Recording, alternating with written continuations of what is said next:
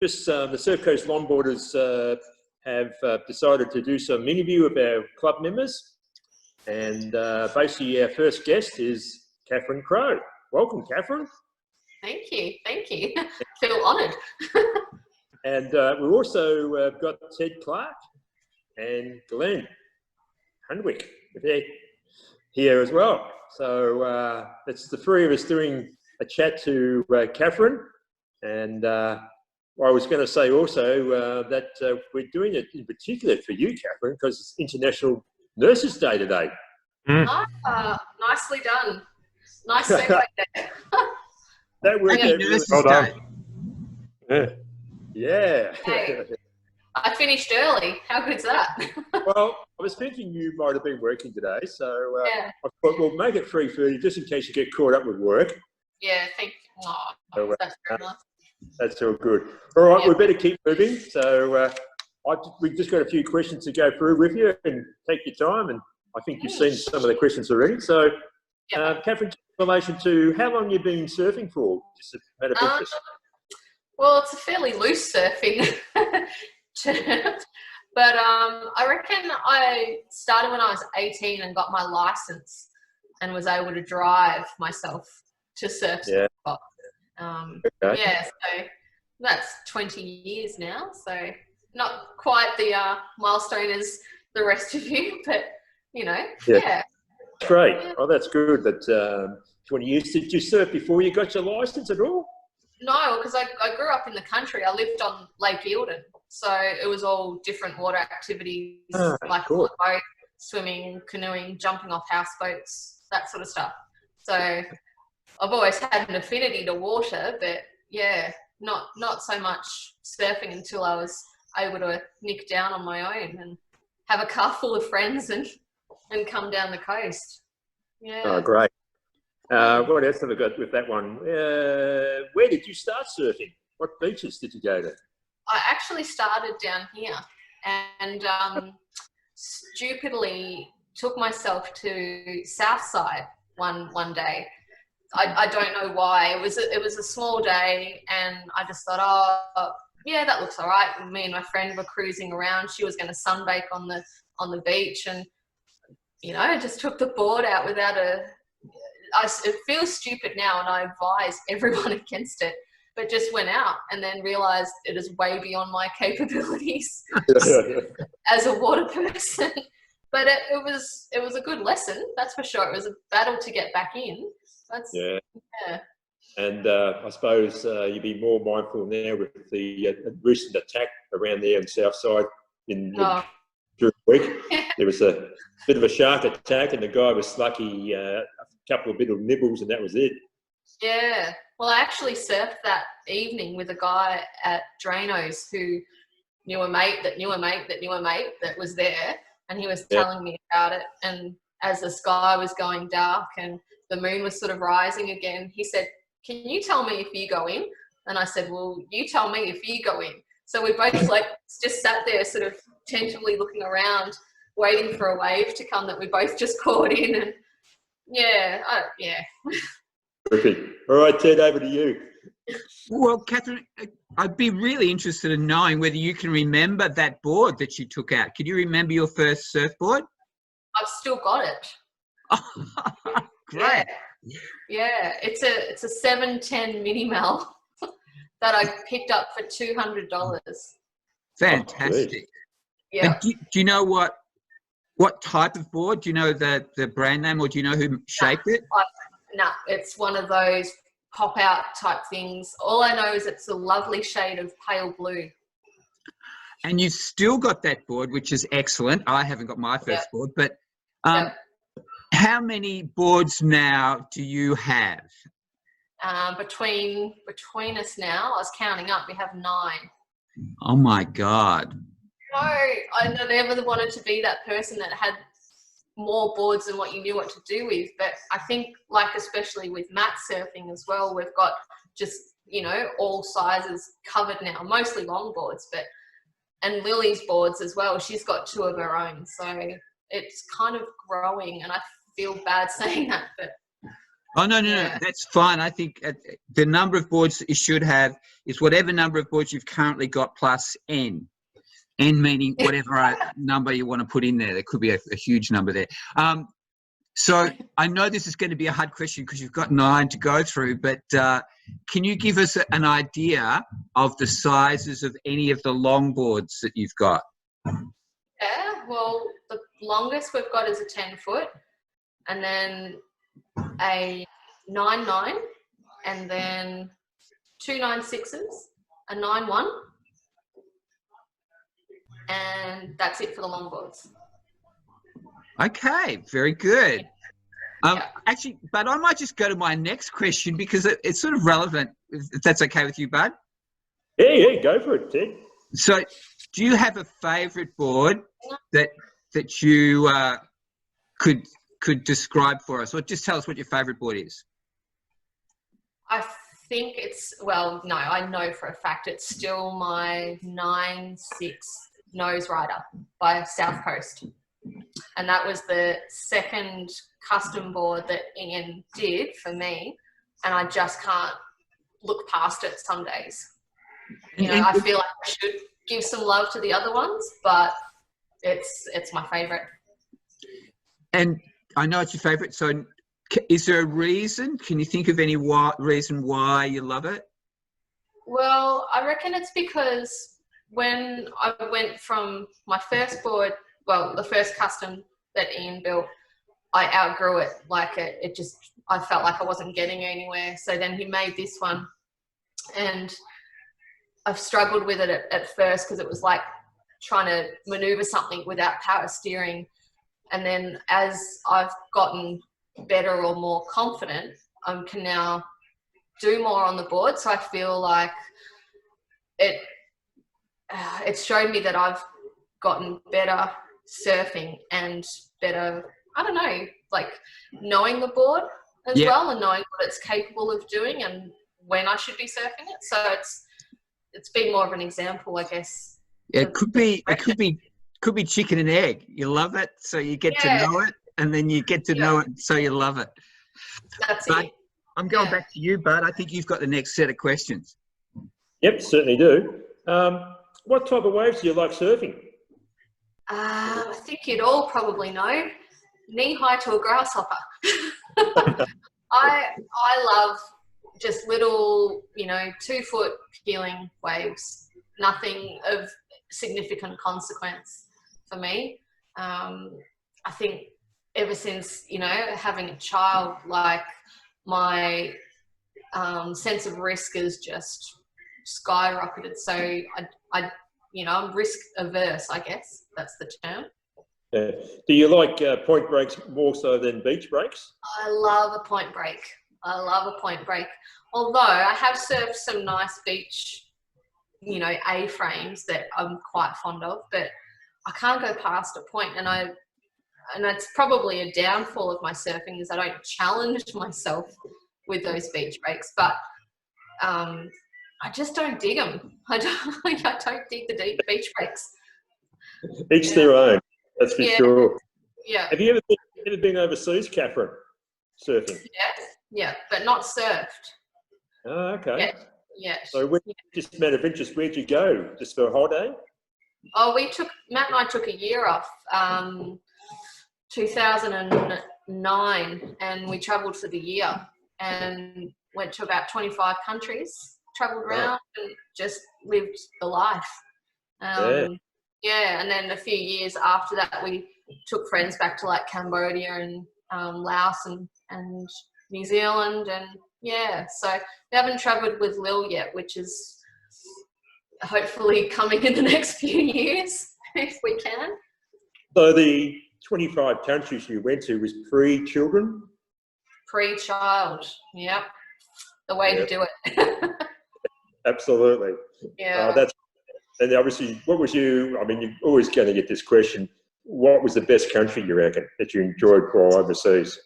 I always put it down as India, because it was just so conflicting and so overwhelming, but so incredible, just to see how people live and exist, and how things work in their culture. It was just mind-boggling, you know, after traveling to, you know, European cities and South America and stuff like that. This was just an absolute rainbow of everything that you could possibly think in human beings' capacity. Oh, that's great. All right, well, Ted, I think one back to you, then we go to Glenn, I think. Actually, I reckon Glenn could go now, because Yeah. these are good questions for Glenn to start with. Do you want to go, Glenn? Okay. Yeah, just looking at some of these questions, I think some of them might roll together, Catherine, but I'll start. Do you have a fitness routine to keep you surfing? Beer. No.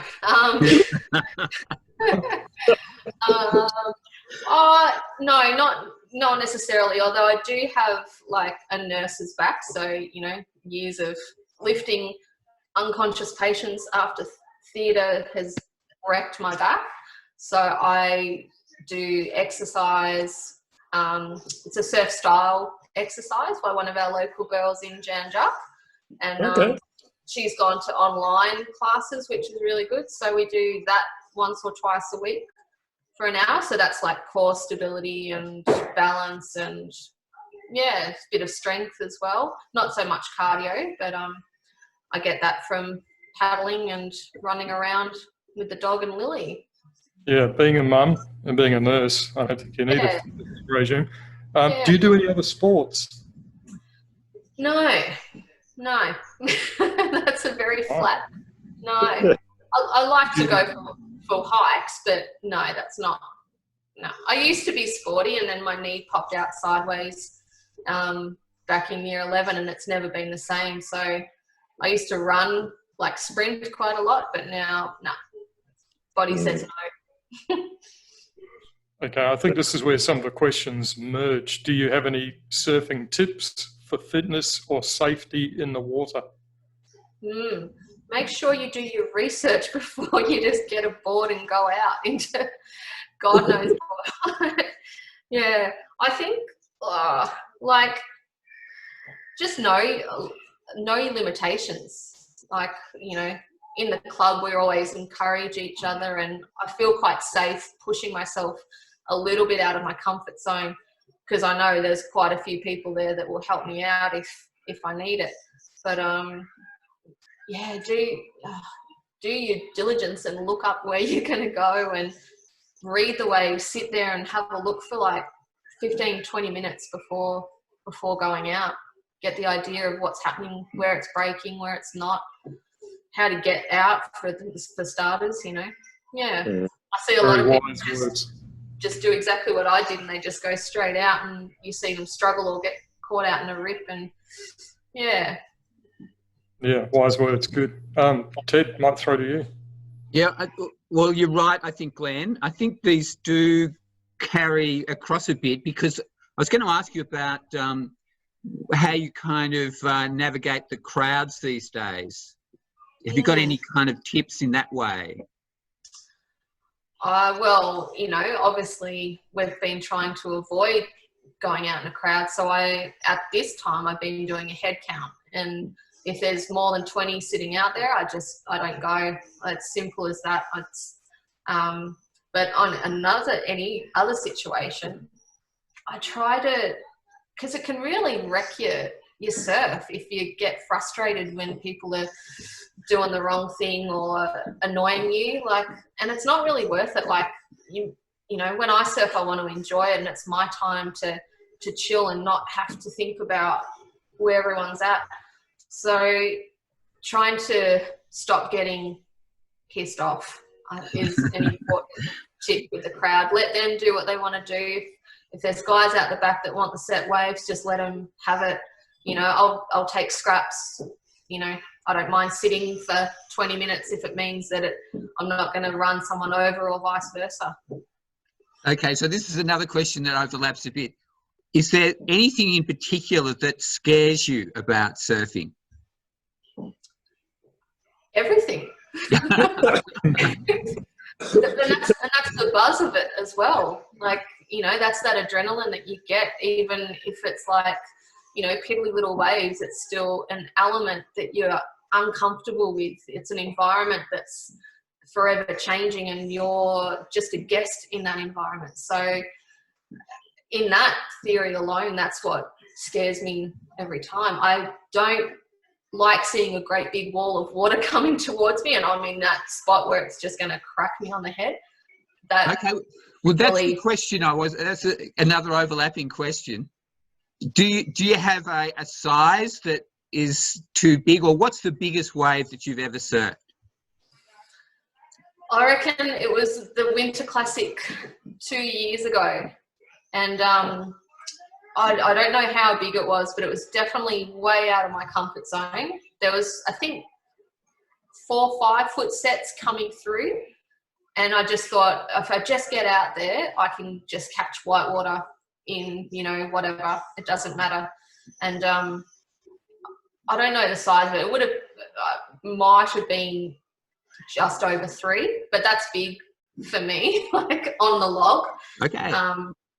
I don't have any evidence of it. I don't know. Matt would have a better idea because he was sitting out there, and I stupidly caught a wave, and both Matt and I got through to the semi-final, which I was furious about because I'd geared myself up just to surf once, just get one wave, go in, doesn't matter. And then stupidly, we both got through by default. Well, I did by default and had to do it again. So, yeah, I think it was probably, let's say 4 foot. There we go. We'll add a bit of spice on it. Yeah, okay. I don't want to be the last one asking questions, so we can leave some questions for Glenn, but I do want to ask you this one question. Do you have a favourite either longboard or shortboard surfer that you really like to watch surfing? Well, see, I don't watch too much. Like, I don't have Instagram and things like that, so I don't get a lot of access. But locally, and I actually enjoy watching Sash surf. She's a goof as well, and she's just got like a grace about her, and, you know, a power. And I really like sitting back when we can and watching her surf, and she'll go on her own. She'll find a spot on her own away from everyone. Again, she'll happily surf a crappier wave if it means, you know, she doesn't have to be jostling with a crowd. And I get that. I sort of admire that about her a lot. Yep, she's a good surfer. I agree. She's great. Yeah. Glenn, do you want to do the? I think you've got the last set of questions, or maybe Bud's got some more. But anyway, No. Glenn's got the last. Yeah, okay. Catherine, what first drew you to the club? Well, I think when we rocked up to Posso's and you guys had all set up everything, and then we couldn't surf, we'd made friends with Anita and Clinton by that stage, and they, you know, Anita was like, just join. Like, what do you got to lose? Like, you know, you get to hang out, you surf most of the day, you know, with 4 other people, and, you know, it's a good atmosphere. And yeah, so I guess Anita for me was a bit of a real big push to join. Yeah. Do you have one main goal in surfing? To still find it enjoyable, not lose the enjoyment of it. Yeah, I don't have goals in terms of where I think I should be, or comps I want to win, or anything like that. I wouldn't mind getting a little bit closer to the nose, like just a smidge. I can't take the next step. Something just doesn't compute, but maybe that's my goal, is to, you know, get the wires going a bit in the brain and take one more step. And, you know, if I fall off, I fall off. But, yeah. Well, okay, there's my last question. she answered the question. What is the one manoeuvre that you really want to master? Yeah. That was it, obviously. Yeah. I just wouldn't mind just like feeling, you know, you get to a point, you're a few inches from the nose on your board and you feel that levitation happen and you're like, oh, this is what it could feel like. And then I get stuck. I can't do it again, or the wave fizzles out. So yeah, I reckon the more I can read the wave and know where I need to be to achieve that and get the speed happening, because that's been a big thing. Yeah, but I don't, you know, aspire to be hanging 10 anytime soon. It's a work in progress. Get to the nose. I agree. Just get to the nose.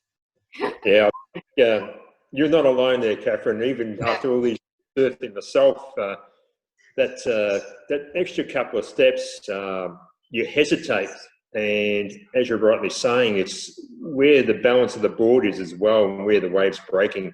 It's the timing and the mental part of it as well. So, but don't give up, is what I say, and pushing yourself along that board, and it'll come. And you get that feeling of hanging 5. You might do 10. I mean, I'm still struggling to get 10. Yeah. But it will happen. So just take those couple extra steps and see how you go. Yeah, that's right. Yeah. Well, I think we might wrap it up. I think we're quite a few minutes into the interview with Catherine, and basically I'd like to thank Catherine and for joining us today, and hopefully we'll do some more of these. Ted's going to do some editing, and also thanks for Ted and Glenda helping out. And also, didn't tell the guys this, Catherine and yourself, I'd like to thank our sponsors, and that's Rare T-shirts with Brett Stammers and Looking Smart, who do all our clothing, to Holly there, Holly Gibson, and I can't hear the latest name at the moment, but she'll know who it is. But yeah, thanks guys. If it wasn't for the sponsors and people like Catherine and everybody else, and Ted and Glenn, we'll be missing quite a few people in the club. But yeah, thank you all. Well, thanks everyone. Thank you, Bud, for thinking this idea up. I think it's a great idea to keep us all, you know, together while we actually can't really have a club event yet. Probably not for a while even. I'm sort of not sure. Yeah. All right. Geez, it'll be a heck of a party when we do, though. Yeah. Yeah. Absolutely. Party wave. Yeah. That's right. Yeah. All right. Well, look. Thanks, guys. What do I do to get out of it? I'll just say leave. Oh, you can stay or you can leave, but we'll, I mean, I'm going to finish the recording and then we can have a quick chat, Bud, before you go. All right. Sounds great. All right. Yeah. Cool. I'll go. All right. See you. Thanks, Thanks, Catherine. See you guys.